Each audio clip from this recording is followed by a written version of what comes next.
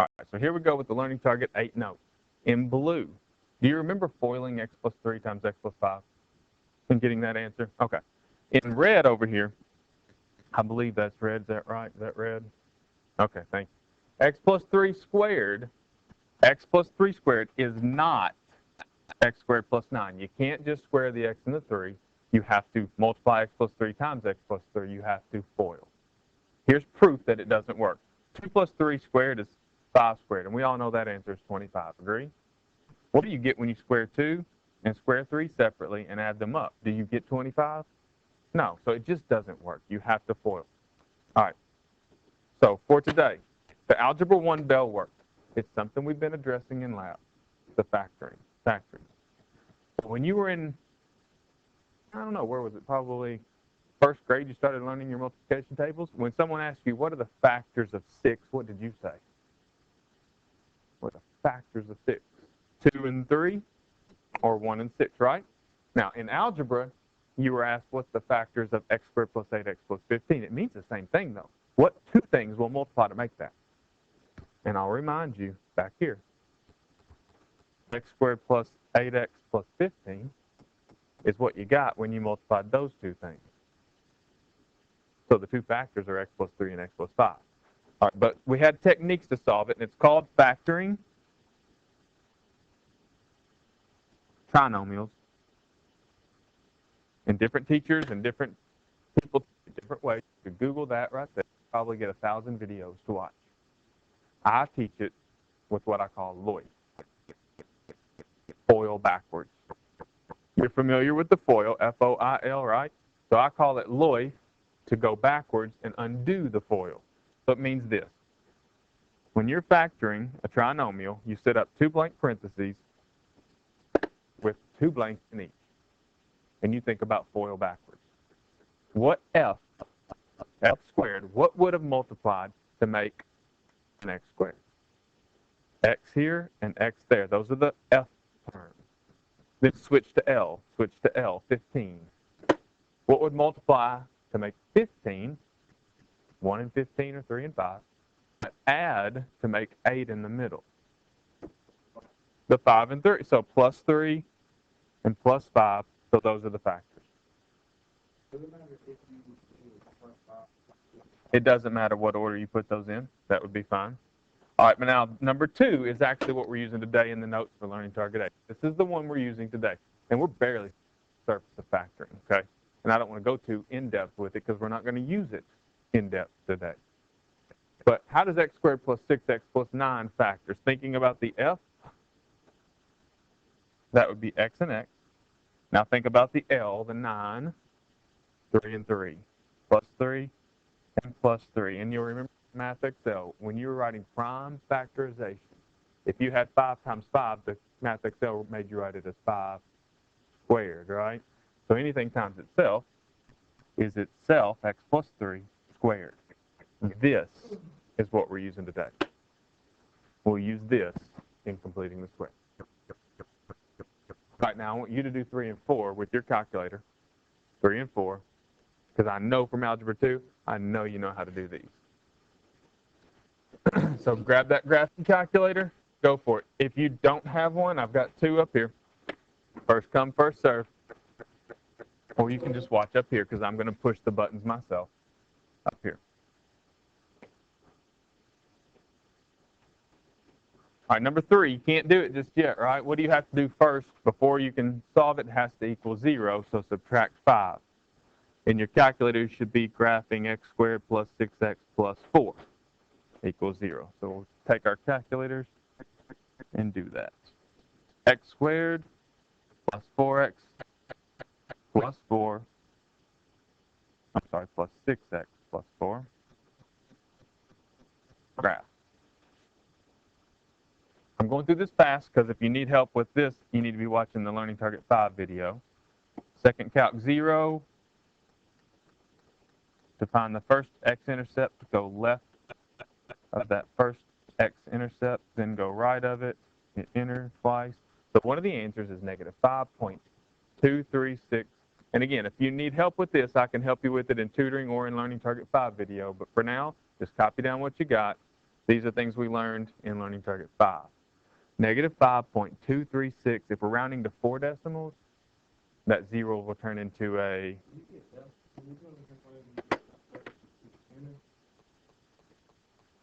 The answer is negative 5.2361. Negative 5.2361. Then the other answer, second calc 0, set your left bound, and scroll, set your right bound, round it to the 4th decimal, so it would be negative 0.7639. Negative 0.7639. All right, and then the next one's a lot easier. X squared minus 25 is a lot easier.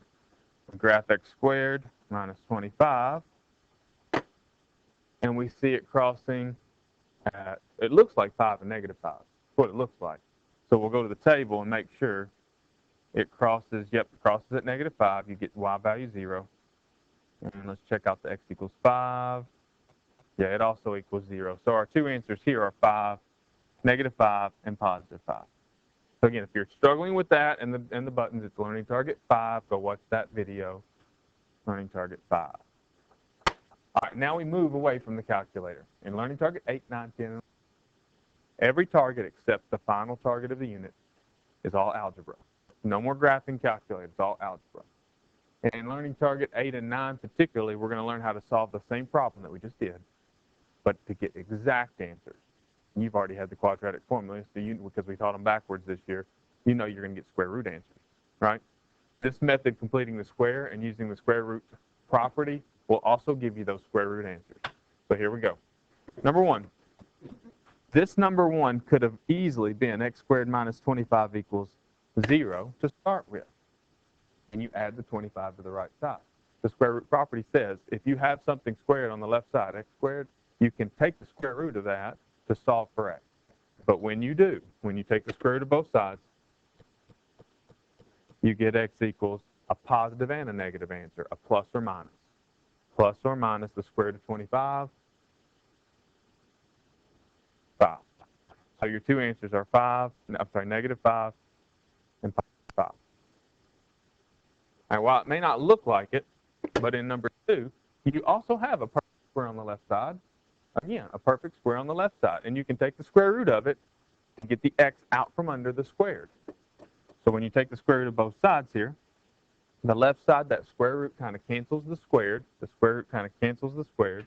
And you get x minus 5 equals plus or minus the square root of 16, which is 4. Solving for x, so add 5.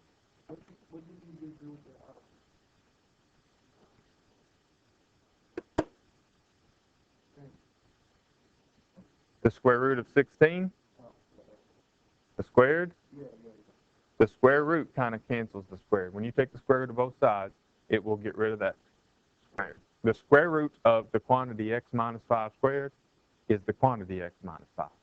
I know that's confusing, but think about it this way. What's the square root of 3 squared? What's the square root of 3 squared? 3, the quantity 3. So then we add 5 to both sides. X is, I like to put this 5 in front of the plus or minus.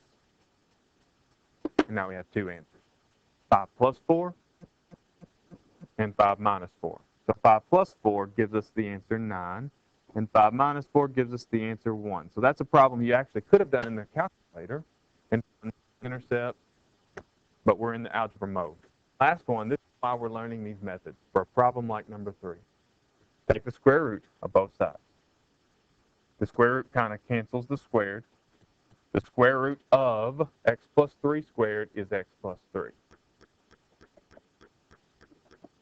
Square root property says don't forget plus or minus. The square root of 5. Does the square root of 5 reduce? Nope, so you leave it alone. Solving for x, subtract 3 to both sides.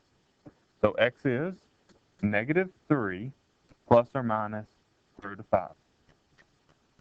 So your answers is negative 3 plus the square root of 5, and the other is negative 3 minus the square root of 5. Now I want to roll the surprise at this point. Number 3 is the same problem as bell work number 3. Number 3 is the same problem as bell work number 3. Now we're going to take a little closer look at bell work number 3 to see how that is true. The original problem, bell work number 3, said x squared plus 6x plus 9 equals 5, right? To the left side, x squared plus 6x plus 9, what does it factor to? Think about it. What's that factor? Lloyd backwards. X plus 3 and x plus 3, which is x plus 3 squared equals 5. That was exactly what we started with in 3. So now you've got that connection. The problem we did in the bell work is the same as the two answers we just got. -3 plus the square root of 5 and -3 minus the square root of 5. I want to show you that connection on the calculator and then talk about one thing, which one's exact and which one's not exact. So here we go. -3, we'll do the plus the square root of 5 answer. There's the decimal. Can you see how that decimal is the same as one of the two we found with the calculator, left bound, right bound? See that? -0.7639. Now, which one's exact? Which answer is exact? This is kind of confusing when you first learn it. Which one's exact? The square root. The decimal answer that we wrote up here in blue, this answer, is not exact. It actually should have an approximate equals instead of equals because those are, but the answers down here at the bottom, they're exact. It's kind of like this. If the answer were 1/3, if the answer to a problem was 1/3, would you say the answer is 1/3 or would you say it's 0.3? You say 1/3 because 1/3 kind of has all the decimals hiding in it, if you will, but 0.3 is rounded. The square root of 5 up here, square root of 5 has all those decimals in it. It's exact. All right, that's enough on that. Moving on. What you'll see at the bottom of your notes here is a list of homework problems that you're ready to do at this point. In other words, all of the homework problems listed here, the square is already complete. We didn't do any completing the square. All we did was take a square that was already a square and take the square root of it. All right, now the back of the notes, we're actually going to have to do something to make the square be complete. All right, so here's what it is. We're going to be dealing with quadratics that don't factor into a perfect square. So you have to turn them into a perfect square. Number one, find the c, the number that should be right there, to make x squared plus 6x become a perfect square. We've already done this problem like 3 times. What's the number that needs to be there to make x squared plus 6x plus blank be a perfect square? It needs to be the 9, right? This formula will tell you what it needs to be every time. Take your b, cut it in half, and square it. So if I take a 6 and cut it in half, and then square it, I'm squaring a 3. It needs to be 9. So the c needs to be 9. It already makes sense because we. The second part of the direction says now write that as a write the trinomial as a perfect square. So take your 9 and plug it in, and then factor it. I'm doing this one fast because we've already done it. It's x plus 3, x plus 3, it's x plus 3 squared. Now let's try 2 more that we haven't done before. In number 2, what should the c be according to this formula? You take your b, -10, and you cut it in half, and then you square it. So you take a -5, and you square it, which is 25. Your c needs to be 25. So put it in now and factor it to a perfect square. Take x squared minus 10x plus 25 and factor it. Using LOIF or whatever method you settle upon, the x and x. So what are the numbers that go in the L spot? Make 25, but I had to make -10. You can think about it, or you can look right here. This number, I just highlighted, the number that you squared, the b divided by 2, that'll always be the numbers that go in these parentheses here for the x. -5 and -5. Look back over here at the first problem. Wasn't it a positive 3 that we squared? So it would always be, okay. So when it factors to a perfect square, it becomes x minus 5 squared. Last one, it has fractions. That's why you need these formulas and the concepts of what will go in that L spot. When you take your b and cut it in half, it's a fraction that doesn't reduce. So square it. Don't use that calculator. You can do this. What's 5 squared? 25. What's 2 squared? Yeah, it's 25 over 4. Your c needs to be 25 over 4. No, you need to do this process, completing the square. You need to do this step first every time. You'll see that in your homework. No, we squared the negative 5. We squared the negative 5 and made it 25. Now, what was under a negative 5 was a 1. And when you squared it, you got 25 over positive 1. You just didn't consider that 1 because it didn't really change the answer. So, is that what you're talking about? So, our C needs to be a 25. Oops, that's not an equals, that's a plus. Plus 25 over 4. So then we go to factor it. We put our x's here and our x's. And this is when you have to think about what goes there, but you don't. It's always the thing that you got when you divided b by 2. So what did you get when you divided b by 2? You got 5 by 2. Thing that goes in the L spots, these last 2 spots, are 5 halves. Positive 5 halves. It's this number, b divided by 2. It's always the number that's highlighted. That will complete the square. And then you factor it to x plus 5 over 2 squared. That's the perfect square trinomial. I'm sorry, that's the, I'm not going to worry about the vocabulary. All right. Completing the square. Now we're going to use that to actually answer questions. Because in your homework, some of them, the square is already complete. The number you're wanting C to be, it's already that number. But sometimes it's not. All right, so in number 1, let's check to see if that negative 11, if that's the C that we really want. Take our B and divide it by 2, and then square it. Take a 5 and square it. I want my C to be 25. Is it currently 25? All right, so then we got to do something to fix it. You have 2 options. All right, option 1, the more advanced option. Well, not the more advanced option. The option that works most of the time, except it doesn't work when it's fractions, because it's kind of hard to think about. How can you take a negative 11 that's already sitting there in the spot where C is and turn it into a 25? You can add 36. Yeah, you could add 36 to it to both sides. Option 1, do that. I'm not going to teach it that way. Okay, option 2.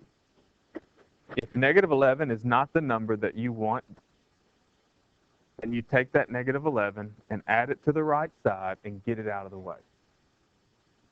And then you leave a spot where it was.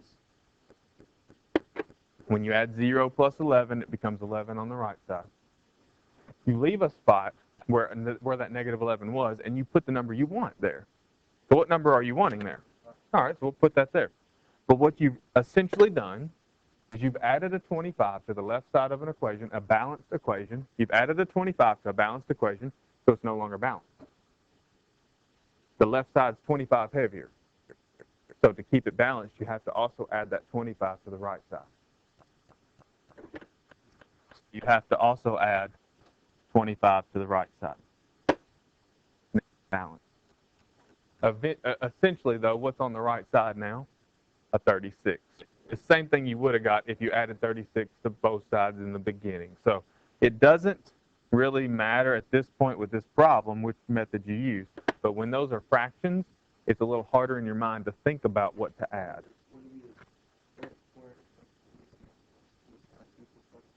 That's right.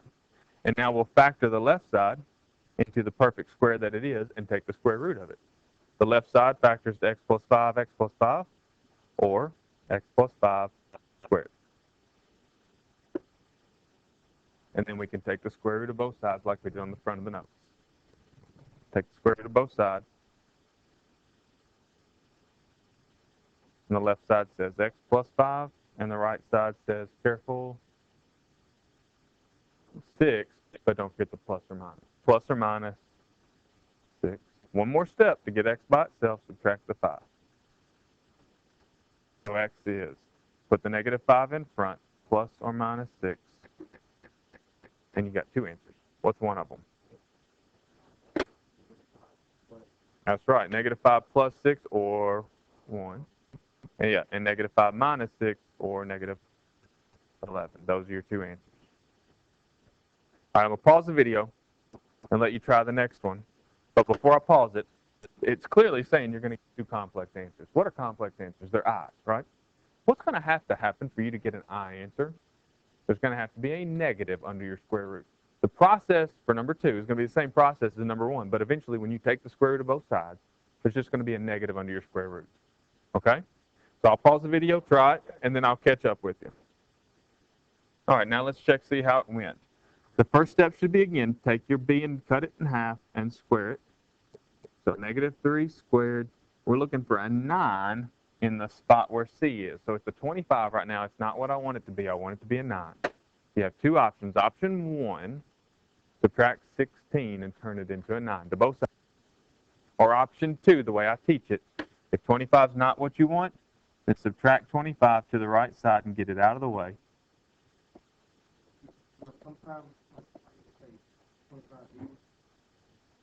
So we've subtracted 25 and left the spot where it was to stick the number 9 that we're actually wanting C to be, but we've added 9 to the left side.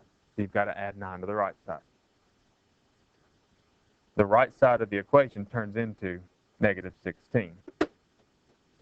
The thing you would have got if you subtracted 16 with option 1.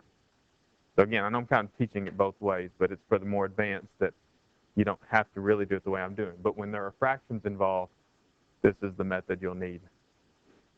All right, so the left side factors into a perfect square, x and x, and what goes next to it? The negative 3, the thing up here right before you squared the negative 3. So x minus 3's, x minus 3, or x minus 3 squared. Take the square root of both sides. Like we said, to get I answers, you got to have a negative under the square root. So the left side becomes x minus 3, and the right side becomes plus or minus square root of negative 16. The negative part makes it an I. The square root of 16 makes it 4, so it'll be plus or minus 4i. And then solve for x, add your 3. X is 3 plus or minus 4i. So you got two answers, 3 plus 4i and 3 minus 4i. Laying a little bit of foundation for a future discussion. What do you notice about those two answers? They've got a name. What are they called?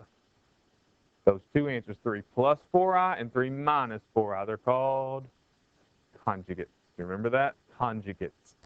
We got conjugate answers. Complex conjugates.